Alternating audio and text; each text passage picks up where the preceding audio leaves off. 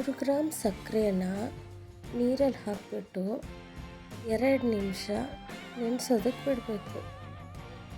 ನೆನೆದ ಮೇಲೆ ಸ್ವಲ್ಪ ಸಾಫ್ಟಾಗಿರುತ್ತೆ, ಅರ್ಧ ನೀರು ಅಬ್ಸರ್ವ್ ಮಾಡ್ಕೊಂಡಿರುತ್ತೆ. ಆಮೇಲೆ 2.5 ಸ್ಪೂನು ಡಾಡಾ ತುಪ್ಪನೇ ಆಗಬೇಕು. ಡಾಡಾ ತುಪ್ಪನ ಗಂಟಿಲ್ದಂಗೆ ನೀಟಾಗಿ ಕೈಯಿಂದನೇ ನಾದ್ಕೋಬೇಕು. ಚೆನ್ನಾಗಿ ಒಂದು ತಟ್ಟೆಲಿ ಹಾಕಿಬಿಟ್ಟು ಚೆನ್ನಾಗಿ ನಾದ್ಕೋಬೇಕು.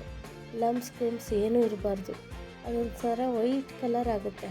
ಆ ವೈಟ್ ಕಲರ್ ಆದಮೇಲೆ ಅದಕ್ಕೆ ನಾವು 1/4 kg ಮೈದಾ ಹಿಟ್ಟನ್ನ ತಗೋಬೇಕು. 1/4 kg ಮೈದಾ ಹಿಟ್ಟು ಫ್ರೆಶ್ ಆಗಿದ್ದರೆ ಇನ್ನೂ ಚೆನ್ನಾಗಿರುತ್ತೆ. ಅಡುಗೆನ ನಾವೇ ಮಾಡೋದಕ್ಕಿಂತ ಮನೆಯವರು ಕೇಳಿ ಮಾಡಿಸ್ಕೊಂಡಾಗ ಮಾಡೋರಿಗೆ ಇನ್ನೂ ತುಂಬ ಖುಷಿಯಾಗಿ ಪ್ರೀತಿಯಿಂದ ಮಾಡ್ತಾರೆ. ಹಾಗೆ ಇವತ್ತು ನಮ್ಮ ಅಪ್ಪಂಗೆ ಶಂಕರಪೋಳೆ ಇಷ್ಟ ಅಂತ ನಮ್ಮಮ್ಮ ಮಾಡ್ತಾಯಿದ್ದಾರೆ. ಮೈದಾ ಹಿಟ್ಟಿಗೆ ಕಾದಿರೋ ಎಣ್ಣೆನ 1-2 ಸ್ಪೂನ್ ಹಾಕಬೇಕು. ಆಮೇಲೆ ಚೆನ್ನಾಗಿ ಕಲಿಸ್ಬೇಕು. ತುಂಬ ಗಟ್ಟಿನೂ ಇರಬಾರ್ದು, ತುಂಬ ತೆಳ್ಳಗೂ ಇರಬಾರ್ದು. ನೀಟಾಗಿ ಕಲಿಸ್ಬೇಕು. ಒಂದೇ ಕಡೆ ಸಕ್ಕರೆ ಕೂರೋ ಹಾಗೆ ಒಂದೇ ಕಡೆ ನೀರು ಕೂರೋ ಹಾಗೆ ಕಲಸೋಕೆ ಹೋಗಬಾರ್ದು. ಎಲ್ಲವೂ ಎಲ್ಲ ಥರನಾಗಿ ಕಲಿಸಿದ್ರೆ ತುಂಬ ಚೆನ್ನಾಗಿ ಬರುತ್ತೆ. ಎಲ್ಲ ಕಡೆ ಸಕ್ಕರೆ ಸ್ಪ್ರೆಡ್ ಆದಷ್ಟು ತುಂಬ ಒಳ್ಳೆಯದು. ಆವಾಗ ಒಂದೇ ಥರನಾದ ಶಂಕರಪೋಳೆಗಳು ಬರುತ್ತೆ. ಹೀಗೆ ಹಿಟ್ಟಿಗೆ ಸ್ವಲ್ಪ ಉಪ್ಪನ್ನು ಹಾಕ್ಕೋಬೇಕು. ಆವಾಗ ಸಿಹಿ ಬ್ಯಾಲೆನ್ಸ್ ಆಗುತ್ತೆ. ನಾವು ಅತಿಯಾಗಿ ಸಿಹಿ ಹಾಕಿದ್ರು, ಅತಿಯಾಗಿ ಏನೇ ಹಾಕಿದ್ರು ರುಚಿಗೆ ಅಂತ ಉಪ್ಪು ಹಾಕಿದ್ರೆ ಸ್ವಲ್ಪ ಉಪ್ಪು ಹಾಕಿ, ಚಿಟಿಕೆ ಉಪ್ಪು ಹಾಕಿದ್ರೆ ಚೆನ್ನಾಗಿ ಬರುತ್ತೆ. ನೋಡಿ, ಈ ಹದಕ್ಕೆ ಕಲಿಸ್ಕೋಬೇಕು. ಕಲಿಸ್ಕೊಂಡು ಒಂದು 10 ನಿಮಿಷ ಬಿಡಬೇಕು. ಆಮೇಲಿಂದ ಮಾಡೋದಕ್ಕೆ ರೆಡಿ ಆಗಬೇಕು. ಎಷ್ಟೇ ದಿನ ಹೊರಗೆ ತಿಂದ್ರೂ ಒಂದ್ಸರಿ ಮನೇಲಿ ಮಾಡ್ಕೊಂಡು ತಿಂದಾಗ ಅದು ತೃಪ್ತಿ ಬೇರೆ, ತಿಂದಾಗ ಆ ತೃಪ್ತಿ ಬರೋದೇ ಇಲ್ಲ. ನೀವೇನು ಹೇಳ್ತೀರಾ? ನಾನು ಹೇಳ್ತಿರೋದು ನಿಜ ಅಂದರೆ ಕಮೆಂಟ್ನಲ್ಲಿ ಮೆಸೇಜ್ ಮಾಡಿ. ಚೆನ್ನಾಗಿ ನಾದ್ಕೊಂಡಾಗಿದೆ. ಈ ಥರ ನಾದಿದಷ್ಟು ಸಕ್ಕರೆ ಸ್ವಲ್ಪ ಮೃದುವಾಗುತ್ತೆ ಅಂತ ಚೆನ್ನಾಗಿ ನಾದ್ತಾಯಿದ್ದೀವಿ. ಆಮೇಲೆ ಸ್ವಲ್ಪ ಹೊತ್ತು ಅದನ್ನು ನೆನೆಯೋದಕ್ಕೆ ಬಿಡಬೇಕು. ಏಕೆಂದರೆ ಸಕ್ಕರೆ ಹಾಗೇ ಇರುತ್ತೆ ಅಲ್ವಾ, ಸ್ವಲ್ಪ ನೆನೆದ ತಕ್ಷಣ ಫುಲ್ ಕರ್ಗೋಗುತ್ತೆ. ಹೀಗಾಗಿ ಸ್ವಲ್ಪ ಹೊತ್ತು ನೆನೆಯೋದಕ್ಕೆ ಬಿಡಬೇಕು, ಆಯಿತಾ? ಹಾಗೆ ನೆನೆಯೋಕ್ಕೆ ಬಿಟ್ಟಾಗ ನಾವು ಹಿಟ್ಟು ಕಲಸಿಡ್ತಾ ಇದ್ದಾರೆ. ಅಷ್ಟರಲ್ಲಿ ನಾನೊಂದು ಗಾದೆ ಹೇಳ್ತೀನಿ. ಅದನ್ನು ಏನಾದರೂ ಕಂಡು ಹಿಡಿದ್ರೆ ಕಮೆಂಟಲ್ಲಿ ತಿಳಿಸಿ. ಹೆಸರು ಮೇಲೆ ಮೊಸರು ಚೆಲ್ಲದ ಹಾಗೆ. ಇವಾಗ ಸ್ವಲ್ಪ ಹೊತ್ತು ಬಿಟ್ಟ ಮೇಲೆ ಈ ಥರ ಉಂಡೆ ಮಾಡ್ಕೋಬೇಕು.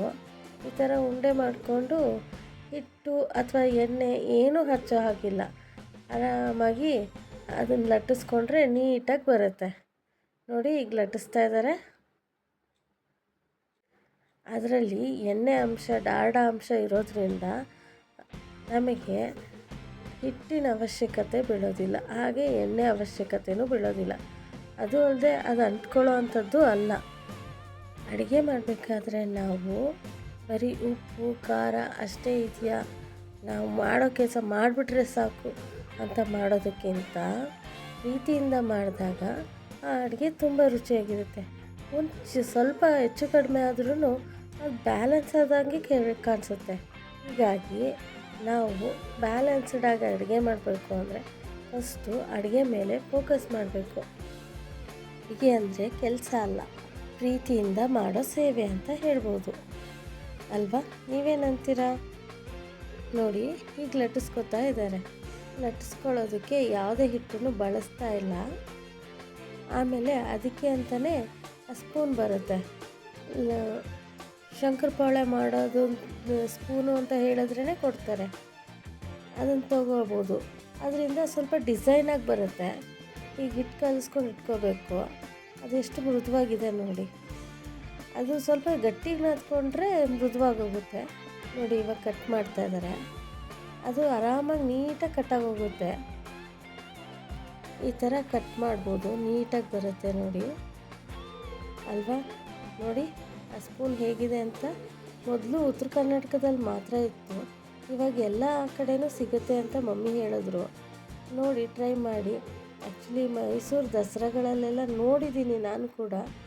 ದಸರಾ ಎಕ್ಸಿಬಿಷನಲ್ಲೆಲ್ಲ ಇದಿರೋದು ನೋಡಿದ್ದೀನಿ. ನೀವು ನೋಡಿರ್ಬೋದು, ಬಟ್ ನೀವು ಅದ್ರ ಬಗ್ಗೆ ಅಷ್ಟು ಗಮನ ಕೊಟ್ಟಿಲ್ಲ ಅಂತ ಅಂದ್ಕೊತೀನಿ. ಕೊಟ್ಟಿದ್ದರೂ ನಿಮಗೆ ಶಂಕರಪಾಳೆ ಮಾಡೋ ವಿಧಾನಗಳು ಗೊತ್ತಿದ್ದರೆ ಖಂಡಿತವಾಗ್ಲೂ ನಿಮಗೆ ಈ ಸ್ಪೂನ್ ಬಗ್ಗೆ ಗೊತ್ತಿರುತ್ತೆ. ಫಾರಿನಲ್ಲಿ ಪಿಜ್ಜಾ ಕಟ್ ಮಾಡೋ ರೀತಿ ಇದು ನಮ್ಮ ಶಂಕರಪಾಳೆ ಕಟ್ ಮಾಡುತ್ತೆ. ಹೇಗೆ ಬಂದಿದೆ ನೋಡಿ ಡಿಸೈನ್ ಆಗಿ ತುಂಬ ಚೆನ್ನಾಗಿ ಬಂದಿದೆ ಅಲ್ವಾ.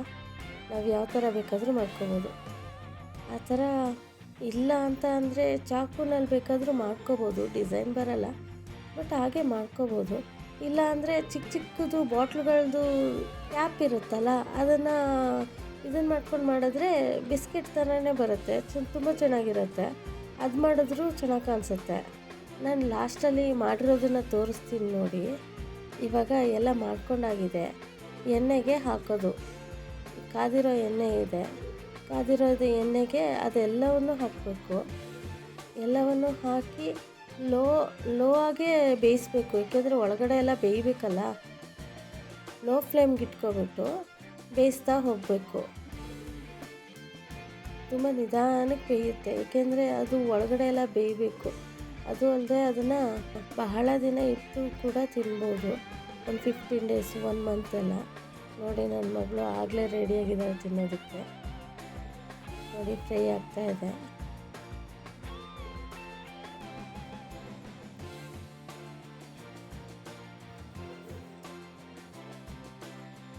ಇದು ಕಡಿಮೆ ಇಂಗ್ರೀಡಿಯೆಂಟ್ಸಿಂದ ರೆಡಿಯಾಗೋದ್ರಿಂದ ಬೇಗನೂ ಮಾಡ್ಬೋದು, ಕಡಿಮೆ ದುಡ್ಡಿಂದನೂ ಆಗುತ್ತೆ.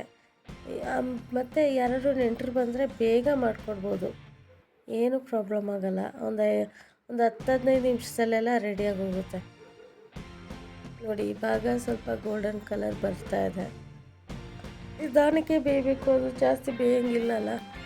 ಸ್ವಲ್ಪ ಬಿಸ್ಕೆಟ್ ಥರ ಬರುತ್ತೆ, ಅದು ತಿಂದರೆ ಫುಲ್ ಬಿಸ್ಕೆಟ್ಟೇ ಅನ್ನಬೇಕು, ಆ ಥರ ಇರುತ್ತೆ. ಮಕ್ಕಳಿಗೆಲ್ಲ ತುಂಬ ಟೇಸ್ಟ್ ಅನಿಸುತ್ತೆ. ಅವ್ರುಗಳೇ ಜಾಸ್ತಿ ಕೇಳ್ತಾರೆ. ಮಕ್ಕಳುಗಳಿಗೆ ಸ್ವೀಟು ಮತ್ತು ಬಿಸ್ಕೆಟ್ಸು ಇವೆಲ್ಲ ಇಷ್ಟ ಆಗೋದ್ರಿಂದ ಆಲ್ಮೋಸ್ಟ್ ಎಣ್ಣೆಲಿ ಕರೆದಿರೋ ವಸ್ತುಗಳು ಎಲ್ಲವೂ ಮಕ್ಕಳಿಗೆ ಇಷ್ಟ ಆಗುತ್ತೆ. ಅದರಲ್ಲೂ ಈ ಸ್ವೀಟ್ಸ್ಗಳಂತೂ ಮಕ್ಕಳಿಗೆ ತುಂಬಾ ಇಷ್ಟ ಆಗುತ್ತೆ. ಅದು ಅಲ್ಲದೆ ಇದು ಸ್ವಲ್ಪ ಲೈಟ್ ಸ್ವೀಟು ಅಂತಲೂ ಹೇಳ್ಬೋದು. ಅತಿಯಾಗಿ ಸ್ವೀಟು ಇರದೇ ಇರೋದ್ರಿಂದ ಏನು ಪ್ರಾಬ್ಲಮ್ ಇಲ್ಲ, ಆರಾಮಾಗಿ ತಿನ್ಬೋದು. ನೋಡಿ ಬರ್ತಾ ಇದೆ, ಲೈಟ್ ಕಲರಾಗಿ ಇವಾಗ ಬರ್ತಾ ಇದೆ. ಅಡುಗೆ ಮಾಡೋದು ಒಂದು ವಿಧಾನ ಅಷ್ಟೇ. ಆ ವಿಧಾನ ತಿಳ್ಕೊಂಡ್ರೆ ಆರಾಮಾಗಿ ಅಡುಗೆ ಮಾಡ್ಕೋಬೋದು ಅಲ್ವಾ. ನೋಡಿ ಆಯಿತು, ಒಂದು ಪ್ಲೇಟ್ಗೆ ಸರ್ವ್ ಮಾಡ್ಕೊಳ್ಳೋದು. ನೋಡಿ ಒಬ್ಬೊಬ್ಬರು ಒಂದೊಂದು ಥರ ಮಾಡ್ತಾರೆ, ಬಟ್ ನಾವು ಈ ಥರ ಮಾಡೋದ್ರಿಂದ ತೆಳ್ಳಗಾಗೋದ್ರಿಂದ ತುಂಬ ಟೇಸ್ಟ್ ಆಗುತ್ತೆ, ತುಂಬ ಕ್ರಿಸ್ಪಿಯಾಗಿರುತ್ತೆ, ತುಂಬ ಸಾಫ್ಟ್ ಕ್ರಿಸ್ಪಿ ಅಂತಾರಲ್ಲ ಆ ಥರ ಇರುತ್ತೆ. ಬಾಯಲ್ಲಿಟ್ಟರೆ ಕರಗೋ ಥರ. ನೋಡಿ ಬಿಸ್ಕೆಟ್ ಕಲರೇ ಬಂದಿದೆ, ಅದು ಚೆನ್ನಾಗಿದೆ ಅಂದ್ಕೊತೀನಿ. ಹೇಗಿದೆ?